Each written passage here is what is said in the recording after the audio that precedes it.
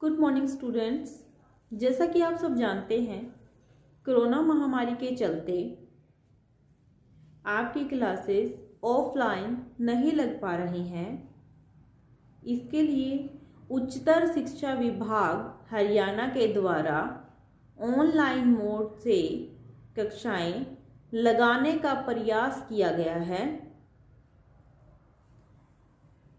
जिससे आपकी पढ़ाई का नुकसान होने से बचाया जा सके। इसके लिए मैं पिंकी बाला, असिस्टेंट प्रोफेसर संगीत वादन, संगीत के कुछ महत्वपूर्ण विषयों पर चर्चा करूंगी, जिसमें मेरा पहला विषय रहेगा सम किसे कहते हैं। सम, ताली, खाली, ये सब ताल से संबंधित है। किसी भी चीज को समझने से पहले उसका बेसिक स्ट्रक्चर समझना पड़ता है।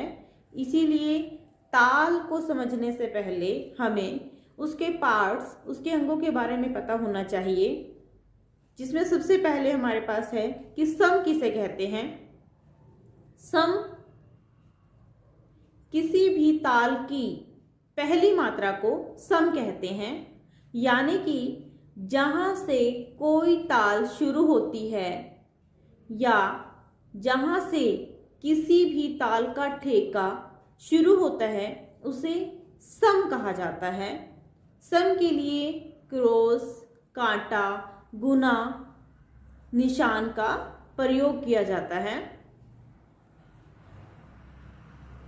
तो सम की एक सिंपल सी परिभाषा हम यह कहेंगे कि जहां से कोई भी ताल शुरू हो, सम कहलाएगा, और सम का निशान कांटा होता है, जो कि पहली मात्रा पर आता है। दूसरा, खाली किसे कहते हैं। जिस विभाग में ताली नहीं लगाई जाती,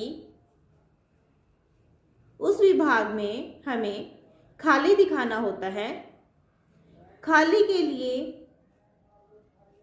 0 का निशान लगाया जाता है और खाली को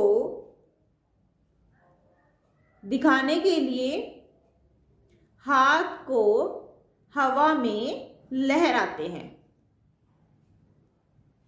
जैसे हमें किसी भी ताल में खाली दिखाना है तो हम ऐसे खाली दिखाएंगे।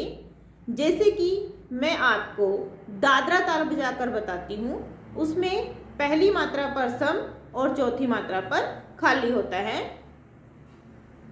धा, धी, ना, धा, ती, ना, धा।